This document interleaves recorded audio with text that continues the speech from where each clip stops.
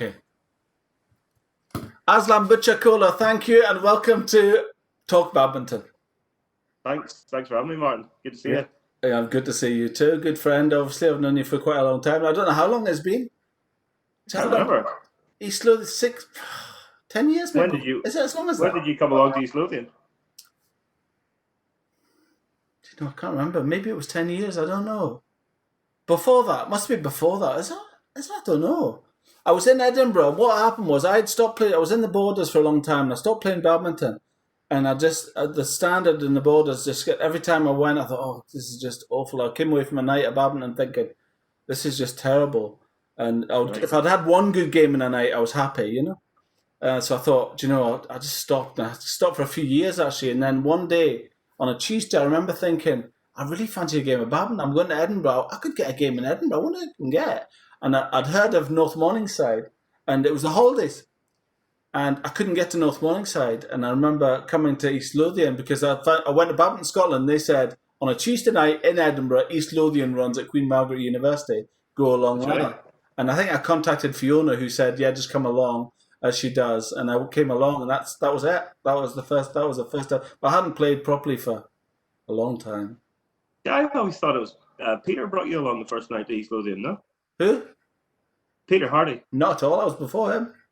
Is that right? Yeah. I remember there was a situation with Peter Hardy when he first started. I'll have the conversation with him, but I remember him standing at the end of the hall. Do you remember? Do you not remember the first time Peter Hardy came? I'd already been coming for about a year, and Peter Hardy came into the hall, and he stood at the door at the far end of the court and stood for a night, for an hour. He stood and watched our courts play at the far end of the hall. I remember it vividly. And he was like staring down the hall, and he came in, and then he just picked up his bag and closed the door and went away. And I was like, "Who's that big lanky guy?" And the the following week he came again. I was like, "What's that?" And he was watching again, and then I think he kind of crept along to the courts and said, "Oh, do you think I'd be able to get a game?" And I remember saying, "Yeah, I'm sure, why not?" kind of thing. And then the following week he brought his stuff, and then he started playing, and I was on court with him. I'm from the Borders as well, and I was on court with him, and I said, "Yeah," "I'm from the Borders," and he says, "Yeah, I'm from the Borders too, actually." He says, "Really?" I says, "Yeah." I says, "Where are you from?" He says, "I'm from Dundee." He says, "You'll know Peter Hardy then." He says, "Yeah, I'm Peter Hardy." I said, "Oh, and I used to, yeah, that's wow." So, and then he proceeded to kick all our asses. And then he proceeded to kick and get angrier and angrier. But he's for, I think he's coming on Wednesday. Good. So that'll be interesting. He says he's already got. That'll be a good chat with Pedro. It will, exactly. So we'll start with your full name is Aslan Bucukoglu. Bucukoglu. Thank you very much. No middle names at all. No middle names, no. Just Aslan. Where does that surname come from? So it's Turkish surname. My dad's Turkish. My mother's Irish. So yeah, that's it. You know, OGLU ending is the equivalent to Mick, which means son of. OGLU. Yeah. Really? Well, and when did he come to the UK from Turkey? Yeah, he moved from Istanbul to London in '66 to study and to watch the World Cup. Study where? In London. Wow. And how did he end up? His mum was also working in London, and then he moved back to Portrush. And that's where she was from originally. Yeah. And obviously they've holidayed together, and he thought, I could live here, kind of thing. And what did he do for work? No, they didn't holiday together. They met each other when they were both working in London. And what did he do for work? Why were they in London? He's a TV technician. Mum was working in the bank in London. Wow. And they moved back to Portrush and opened up a TV business, TV repair and sales business. Never. So there, yeah, that's what brought us up in Portrush, a TV sales repair and satellites and things. Well, what year was that when they first came to Portrush? Do you remember? Do you know? My brother was born in London, so they would have been living in London early 70s, probably about 75, something like that. What? 74, 75. Isn't that amazing? So he was born in London? My brother was born in London, yeah. My sister and me were born in Northern Ireland. Wow. So your age is? 43. 43. And your home area, I suppose, is it Portrush? Is that where you're? Yeah, I'm from Portrush itself, yeah. Well, Portrush. Wow. Portrush, and you've got brothers. Is it just? Have you got brothers? Is it just your brother Errol? I have a brother Errol and a sister Isla, both older than me. Are they much? What age difference is that? Sister's a year older than me. Brother 4 years older. And when it comes to badminton, were either of them into badminton? And also, is your mum and dad into badminton or anything? Nah, just me and the family that played badminton. Just you and what? Just me that played badminton in the family. In the family, wow. Okay. Yeah, no one else. And was it, so what age were you when you first played? That's the question. I would have been P5 at school, so yeah, about 8, something like that. And where was that? In Portrush itself, or was it? Portrush Primary School. The local coach of the Portrush club came to the school once a week, and coach just took a group of anyone who wanted to play. And I took a shine to it, so yeah, I stuck at it. Like an after-school thing or something? What's that? Like an after-school thing or something? Yeah, it was an after-school club, yeah. So from P5 that would have been, and then yeah, throughout primary school. And how often was that you played at that time? Do you remember? So there was after-school club.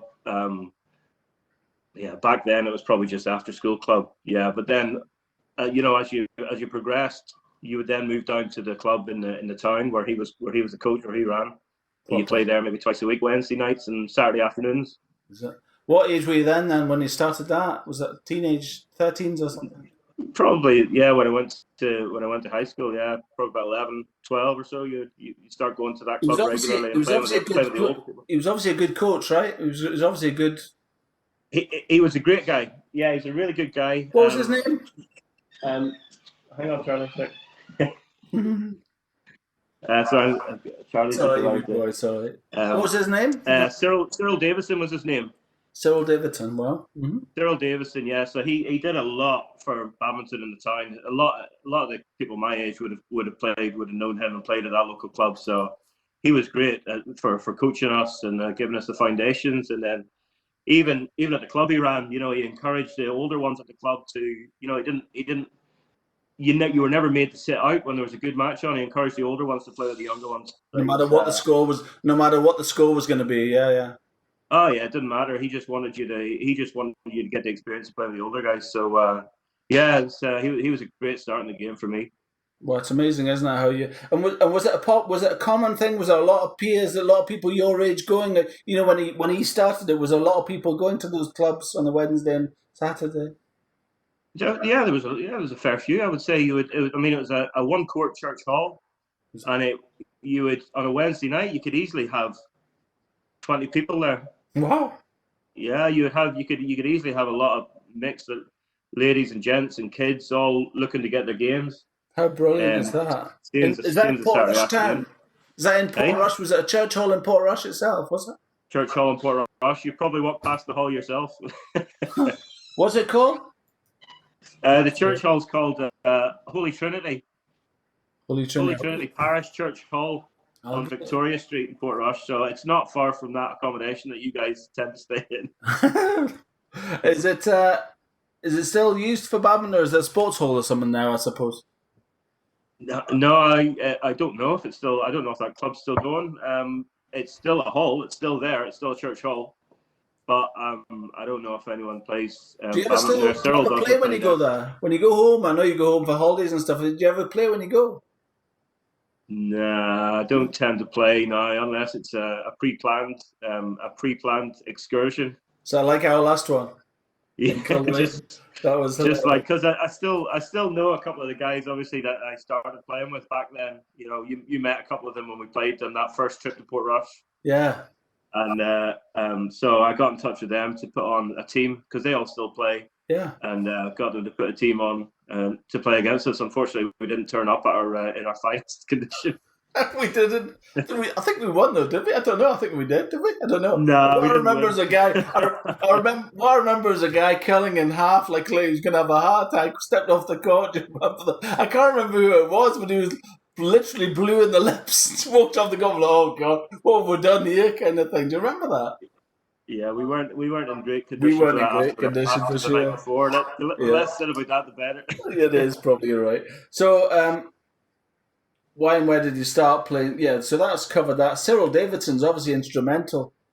Yeah. It's amazing, isn't it? Do you remember your first racket? First racket would have been a Yamaha racket. Wow. YB something. Yamaha Bobington YB 55 rings a bell. YB 50. Let's go with What? that. Who sold Yamaha rackets in Portrush? Is there a sports shop there? Yeah, it would have been the local sports store in Coleraine, actually. In Probably Kilbride. just sports house or Hugh and Henderson's or something like that in Coleraine. I would have got it from. When we went to why when we went to Ireland to Portrush did we play badminton in Coleraine and not in Portrush? Is it that area? Is it does badminton still go on in Portrush or Coleraine, or what is it like? Is it like? So I don't know if there's still a club in Portrush. There may well be, but Johnny, who organised the other team, from his club, they play in Coleraine and they play at the Coleraine Leisure Centre. I mean, Colerane's only 5 miles away from Portrush. Yeah, of course. So it might as well be a local venue. You know, if I wanted to book a court to play with my mates back then, you would have booked it at the Leisure Centre. You wouldn't have booked out the Church Hall. Yeah. You would have booked a court at the Leisure Centre. And how much, when you're in Northern Ireland, when you're in Portrush and stuff like that, we're kind of jumping about a wee bit. Did you go to tournaments in different? Did you used to play when you were growing up and stuff? Did you go to Coleraine? How far would you travel to play? I suppose. I mean, after primary school, I guess more when we went to high school, it was mostly schools badminton, so it was more team events that I would have played. So throughout the age groups, you're under 13s, under 15s, under 12s, 14s, 16s, and under 18s throughout school. So it was more the team events. You play in the league, in the Ulster League against the other schools. And then if you won the Ulster League, which fortunately our team tended to do, most years we tended to win the Ulster League, you then get a trip down to Dublin to play in the All Ireland against the winners of the other provinces. Wow! So that was always the goal at the end of the school term to get your trip to Dublin. In Ulster? What's that? What other towns would have teams?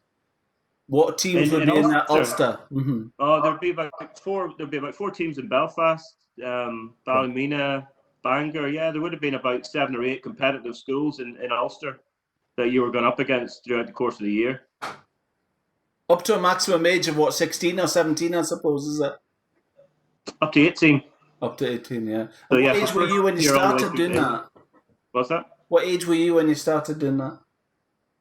So, I mean, like I said, I started playing when I was 8, and then I continued the whole way through primary to the end of primary school, and then through high school, up through 7 years of high school. Wow! And were you? I mean, I think you're an exceptional player, but is there other people that were kind of your peers at that time that you always tend to find that there's somebody kind of just ahead of you that you're always pushing to beat? Did you have anybody like that? Yeah, there were plenty better than me in the area at my age group. There were plenty better than me. Yeah, Portrush, Coleraine, the whole. I mean, we went to school in Coleraine, and that pulled in a much wider area than just Portrush and Coleraine. But yeah, there were plenty of. I mean, we had a strong team in our year going through school, but I was never good enough to be picked for like Ulster as an Ulster player or anything like that. There were people in the team that were, but not me. There were plenty of better players than me there. And you've obviously had a lot. It's funny when you look at a player, you can see when they've been coached. Where did you get your coach? I mean, Cyril Davidson was good to a level, but you must have. Did you go to national coaching or something? Was there anything like that? No. After Cyril, Cyril gave us the foundations, and after I stopped going to that club, maybe when I was about 15 or 16 or something like that.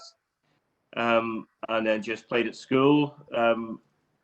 And I didn't. Once I left Portrush Badminton Club, I just didn't really get any coaching after that. Yeah. No, I didn't go for that. I also had a sort of hiatus out of badminton in my 20s. I think you had said in the previous interview that you stopped playing in your 20s. 10 years. I think you do tend to find other interests in your 20s, don't you? Yeah. you discover alcohol and. There's probably that. I was smoking at the time. I remember I was smoking. Whenever I did play, I was just so I think, and then, but I just I do feel that in my other video. I do feel that. I feel that there's a big emphasis on teenagers, and then they get to a level, and it just seems to stop, and then they come back later on. It's so common, isn't it? Everybody. So many. Peter Hardy did it, right? An exceptional badminton player, stopped playing, and now he comes back to it and loves it again. And you remember why you loved it in the first place, I think. Go back. So back to the question. So do you remember how often did you play? That was twice a week. Was it so? Sorry, I wanted to go back to Cyril Davidson. So when you got your coaching, was it structured? Did you know when you went and it was a club and they would all play together? What would be the coaching structure? When did you learn? I suppose was it just would you come on court and give you a tip, or what happened? Yeah, I mean, Cyril's coaching, like from a young age, would have been pure coaching for the really young kids, and then at the club, it would be mainly games, and then he'd maybe take 20, 30 minutes out of a night and maybe do a few drills and give you tips, and really? he gave a lot more actually tactical advice. Yeah. In terms of how to play the game, where you should be, your position on the court, and things like that. Maybe more so than techniques and footwork and things. So that's where he would have given me a really good understanding of the game and where to be at the time. However, I think since then, strategies and ideas have moved on quite a lot. Yeah, for sure. So it might be slightly outdated, but it gave me a really good foundation in the game. So you knew that wherever you went, you'd be able to step on the court and play with people who are better than you. They may be better than you, but if they see that you know how to play the game, you know where to be in the court, you get away with a lot. Yeah. Yeah, interesting. And was he a player? You know, when you played, did he play against him at all? Yeah, club nights. He would have joined us in club nights. Yeah, he was a really good player. He's an ISI sponsored player. I don't know if you remember the brand ISI. No, not really. No. Yeah, he was sponsored by ISI, and he would try to sell us ISI rackets. I'm not even check to see if ISI are still there. Look, Cyril, I love my Yamaha. I'll have to see if ISI even still exists. I'm sure I think I do actually remember. I think I do remember. It's one of those names. It's like Prince. You don't see it anymore. I think Prince do still make rackets. I'm probably doing them an injustice.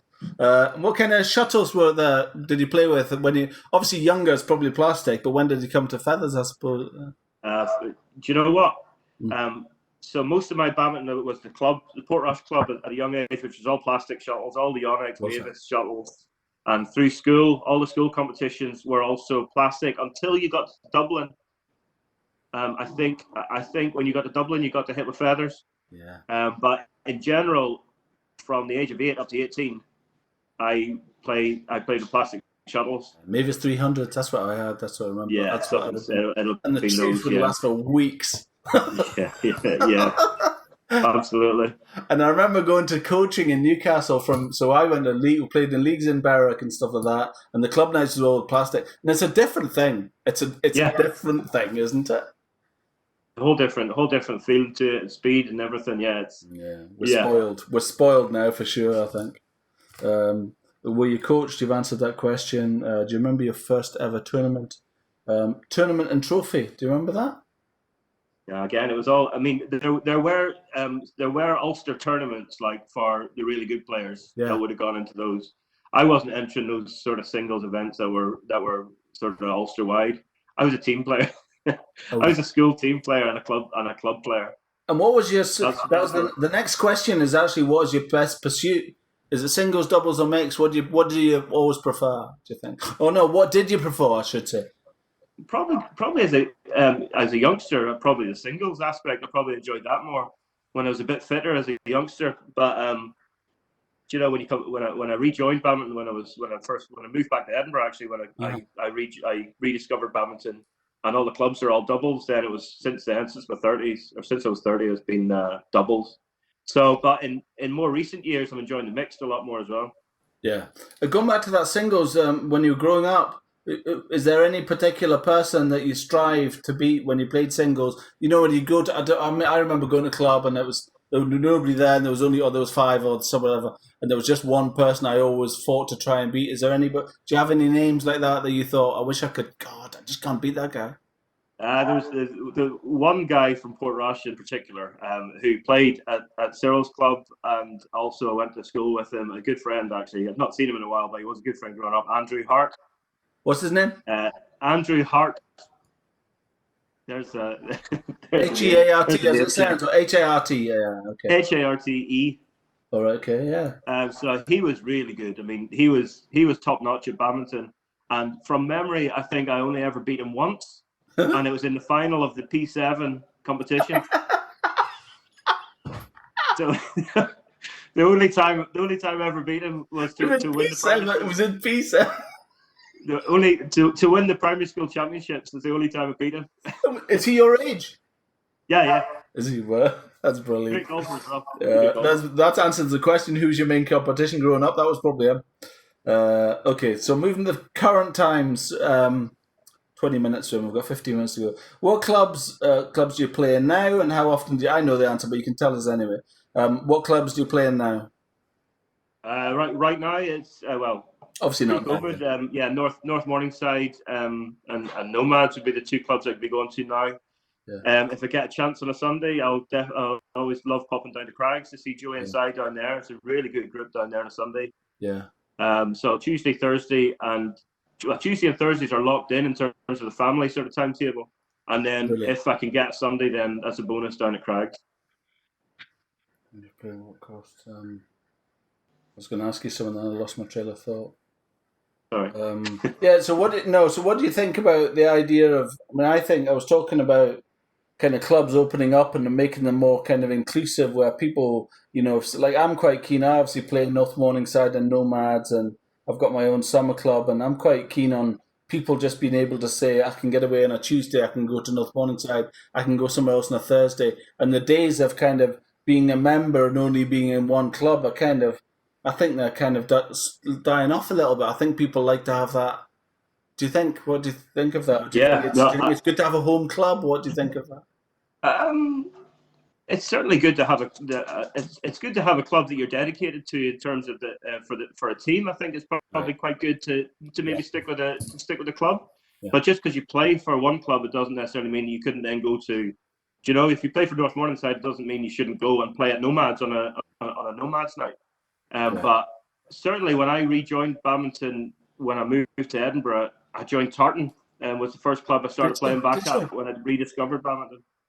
And I played for Tartan.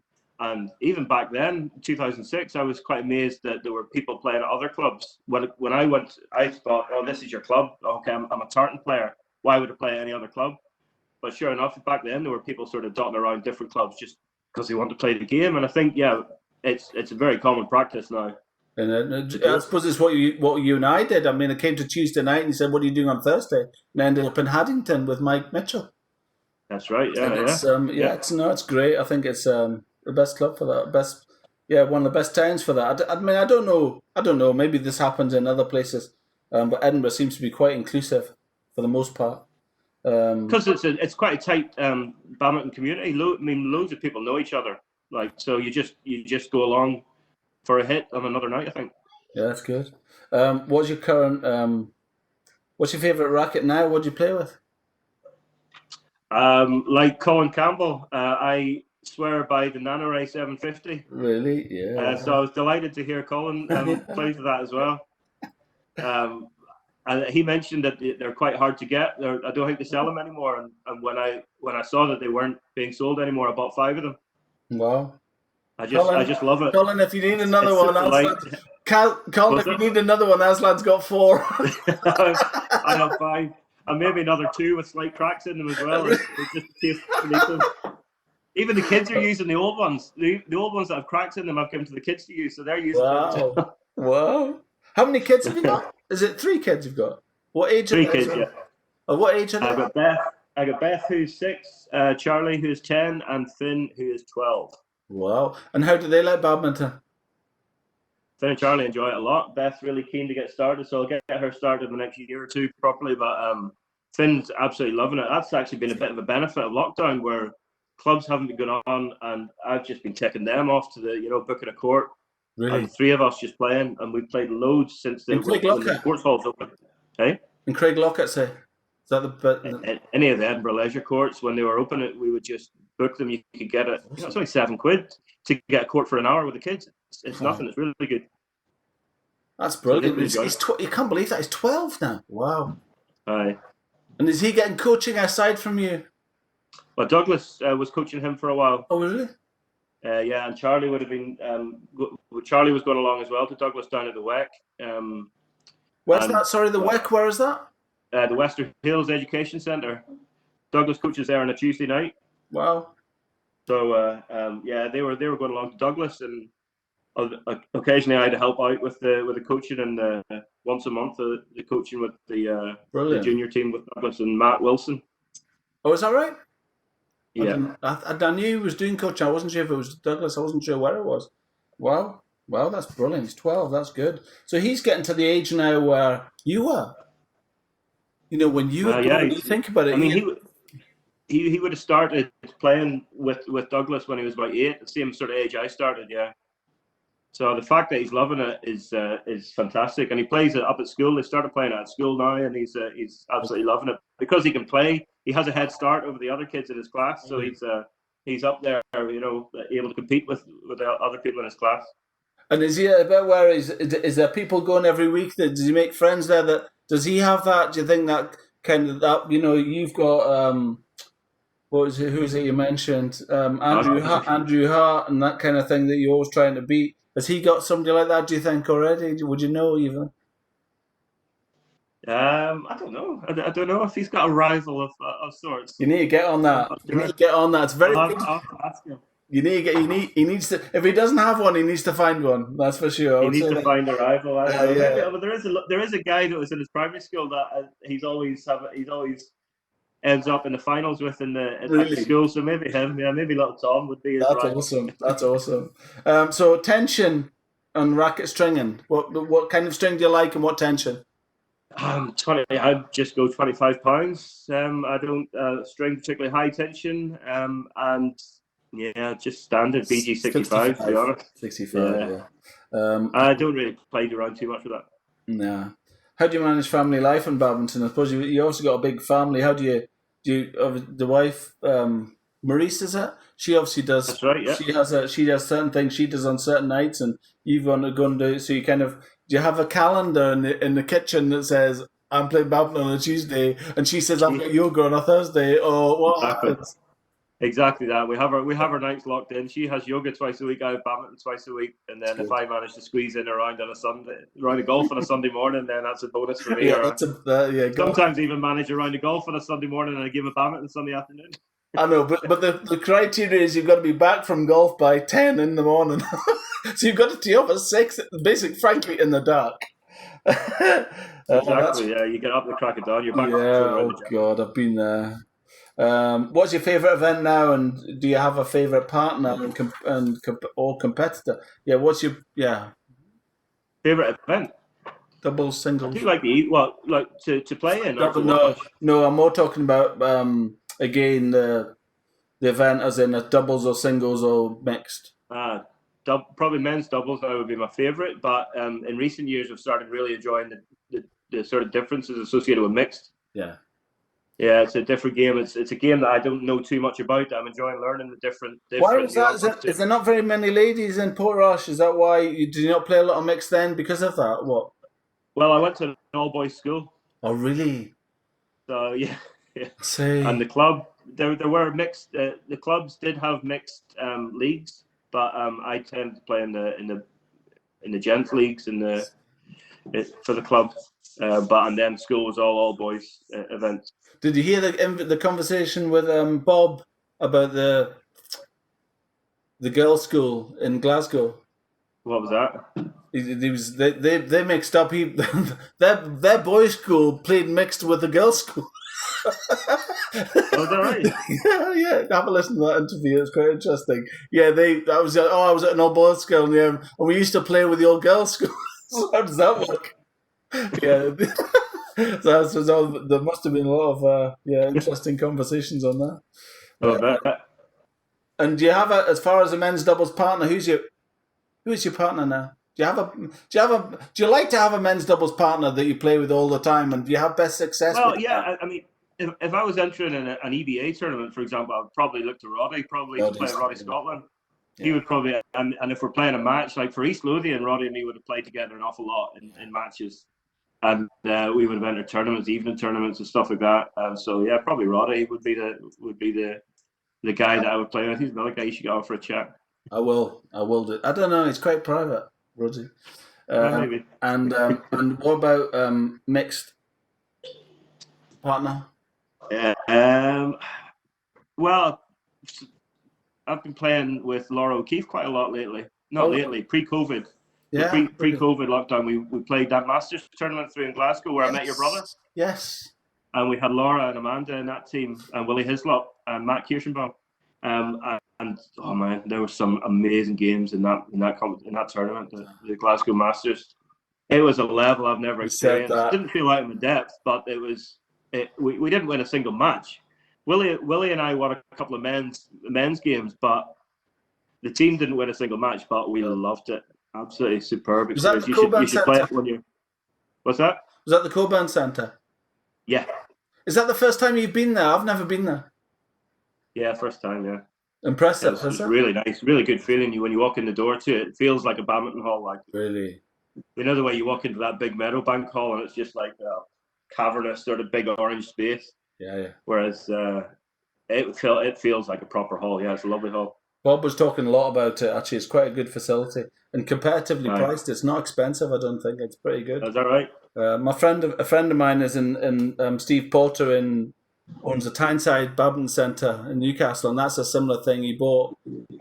He's in business, and he bought an old school, and I think he's kind of gradually over the years extended it, and he's got courts on courts, and it's just a badminton facility. I think he's got like 12 courts across different halls. You can book a different hall. It's like almost like a Meadowbank idea where you've got 3 or 4 halls you could choose. But obviously at the moment he's, really struggling, as you imagine, right? So yeah, tough time. Great guy. So do you feel? Second last question. Do you feel as competitive now as you always have, or do you feel? When I say competitive, I think that's the wrong word. Like, do you still get as? I think I know the answer, but do you feel that you? I'm more interested to know what you think the answer is. I don't know. No, I don't know. I don't think I'm that competitive. It's a standing joke in my house that I don't think I'm particularly competitive, because I've always had a criticism of myself that if I was actually more competitive, I feel I would have done better at the sport. But I have never walked off the court after defeat, tearing my hair out, really angry at losing. I've always walked off the court just thinking, well, that's just a game. Yeah. And so although I want to play well, there's no doubt about it. I want to play well. And if I haven't performed well, I'll be annoyed with myself. But I won't be, in terms of losing the match, I wouldn't be that upset about it. So I wish I was a bit more competitive. Maybe I'm seeing it. Maybe others see me differently. I think, like, for me, I've just always, like, to me, I'm just I've always been the same. I don't have enough structure. I just fly about like, my passion is always what's kept me going. If I didn't have that, I couldn't play probably. And because I don't have any much talent, but I think but grit is what gets me, I guess. I get really angry with myself. I get angry with myself, really. You get stuck in though on the court. You put yourself about and you get stuck in and you don't give up. Big time.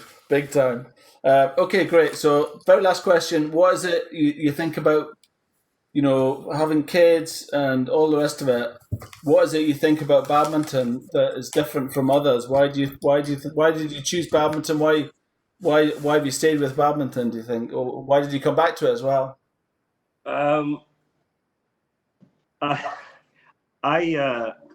So in first year at school, everyone had to play rugby for the winter sport in first year.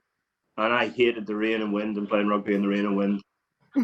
And I was all right at rugby. I played for the first team at rugby. And at the end of the first year, when I said to the coach I was going to be playing badminton in the second year for my winter sport, he was raging with me. He wasn't happy that I was choosing that over it. But it was at that time, I wanted the warmth of a badminton hall.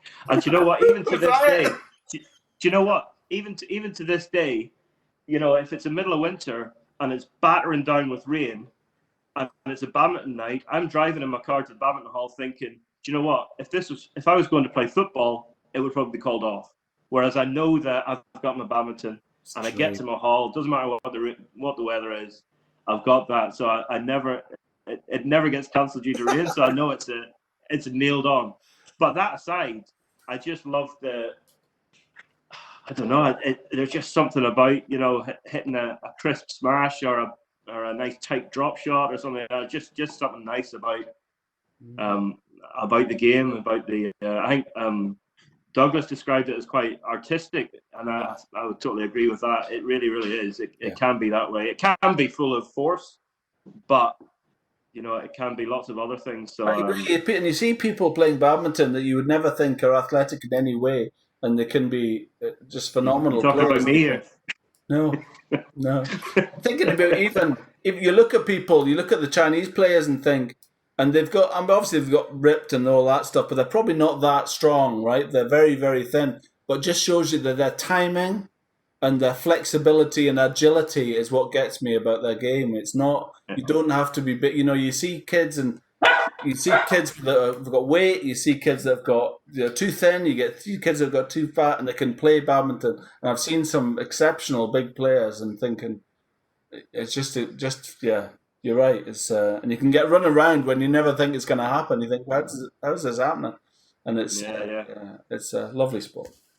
Thank you very much, Aslan. 36 minutes and we're done. That's brilliant. Thank you very much. Thanks very much, Martin. Been enjoying them. Well done for doing it. Thank you. Cheers.